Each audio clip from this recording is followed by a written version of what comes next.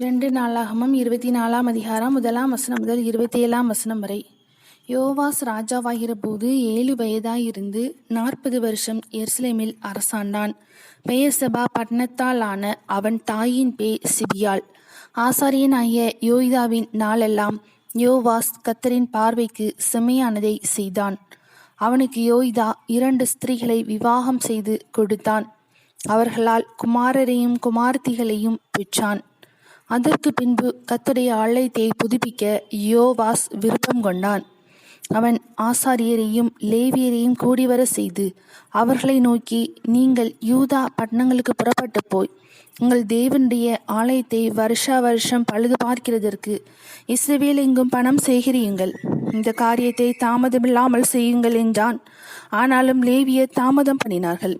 அப்பொழுது ராஜா யோய்தா என்னும் தலைவனை அழைப்பித்து சாட்சியின் வாசஸ்தலத்துக்கு கொடுக்க கர்த்தரின் தாசனாகிய மோசே கட்டளையிட்ட வரியை யூதாவின் இடத்திலும் எருசலேமியரிடத்திலும் இஸ்ரவேல் சபையாரிடத்திலும் வாங்கி வருகிறதற்கு லேவியரை நீர் விசாரியாமற் போனதென்ன?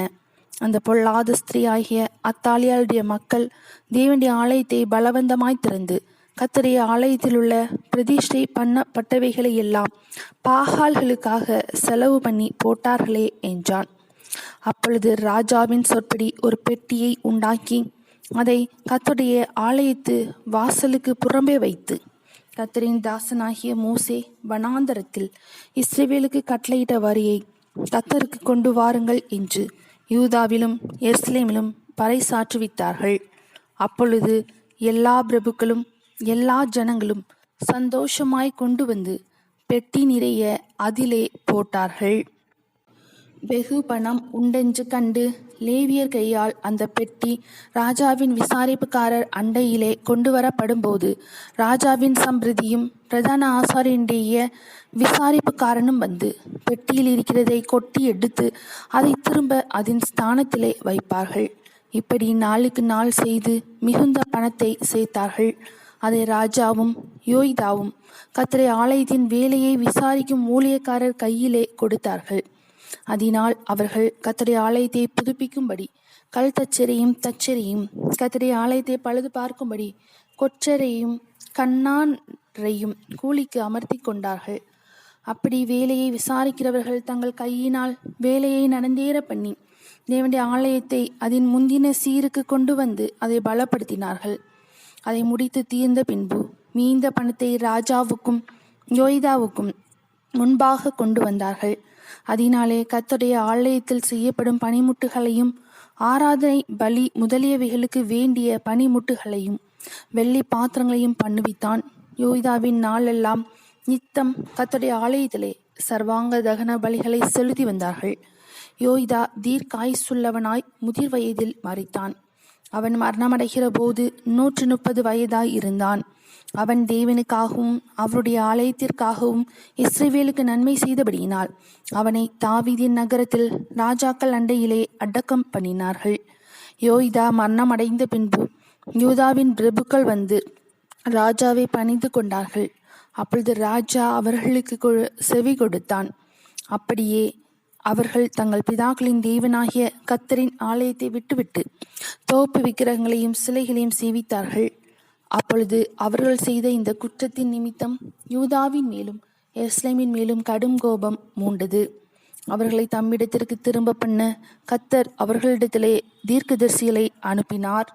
அவர்கள் ஜனங்களை திட சாட்சியாக கடிந்து கொண்டார்கள். ஆனாலும் அவர்கள் செவி கொடுக்கவில்லை. அப்பொழுது தேவனுடைய ஆவி ஆசாரியனாகிய யோய்தாவின் குமாரனான சகரியாவின் மேல் இறங்கினதினால் அவன் ஜனத்திற்கு எதிரே நின்று, நீங்கள் கர்த்தருடைய கற்பனைகளை மீறுகிறது என்ன? இதனால் நீங்கள் சித்தி பெற மாட்டீர்கள் என்று தேவன் சொல்லுகிறார். நீங்கள் கர்த்தரை விட்டுவிட்டதினால் அவர் உங்களை கைவிடுவார் என்றான்.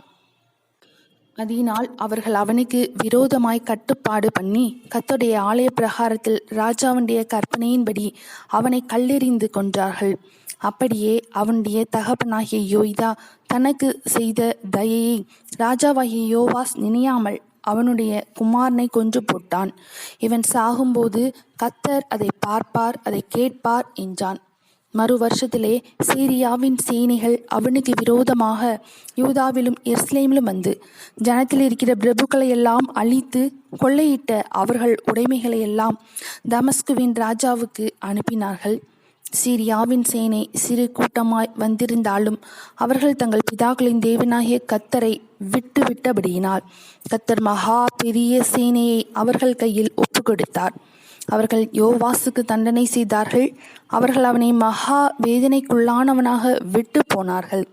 அவர்கள் புறப்பட்டு போன பின்பு அவனுடைய ஊழியக்காரர் ஆசாரியனாகிய யோய்தாவுடைய குமாரரின் இரத்த பலியின் நிமித்தம் அவனுக்கு விரோதமாய் கட்டுப்பாடு பண்ணி அவன் படுக்கையிலே அவனை கொன்று போட்டார்கள். செத்து போன அவனை தாவீது நகரத்தில் அடக்கம் பண்ணினார்கள். ஆனாலும் ராஜாக்களின் கல்லறைகளில் அவனை வைக்கவில்லை.